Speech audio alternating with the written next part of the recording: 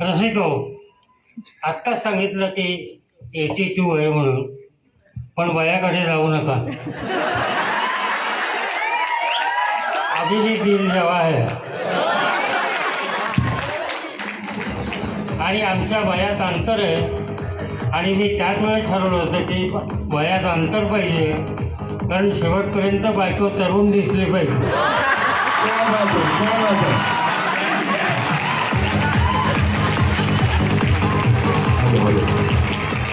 आणि आता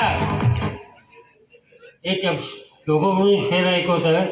इर्षाद आत्ता ते असे दिसते, तरुणपणात काय असेल. आणि त्यावेळेस बँक सुटली. आज काय होय तुम्हाला? आता देण्यासारखं काही नाही. पण आठवलं काही मिळेल ना. तर बँक सुटली की नंतर मी तिच्यावर लाईन मारायची.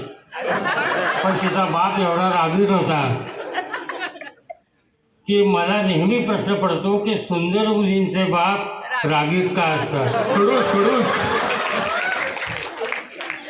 आणि मग माझ्या मनात यायचं की ते मला भेटू द्यायचे नाही, दर्शन सुद्धा घेऊ द्यायचे नाही.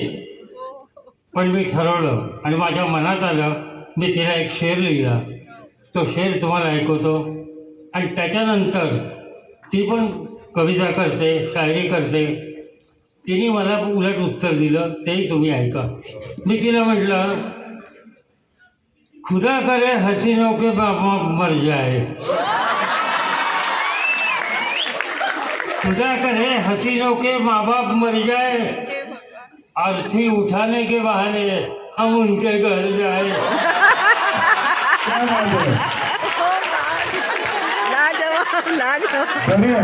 अरे म्हटलं तेवढं तरी निमित्त एक मिळालं आम्हाला. अर्थी उठाने के बहाने हम उनके घर जाए. पण हा शेर तिला खूप लागला. बरोबर आहे, आई वडिलांविषयी असं म्हटलं आहे. त्याच्यानंतर तिने मला जे उत्तर दिलं ना, ते फार मार्मिक आहे. ऐसा न कहो जालिम ये बड़ा पाप होगा, ऐसा न कहो जालिम ये बड़ा पाप होगा, तू भी कभी हसीना का बाप होगा.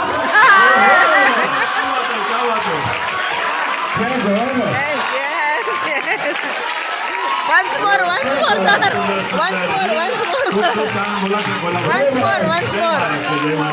आणि Sir, once more. आनंदाची गोष्ट आणि परमेश्वराची कृपा अशी की खरोखरच सुंदर मुलीचा बाप झालोय. ती मुलगी तुम्ही सगळे ओळखता, तुम्हाला माहिती आहे सगळ्यांना. तारक मेहता मधली माधवी भिडे.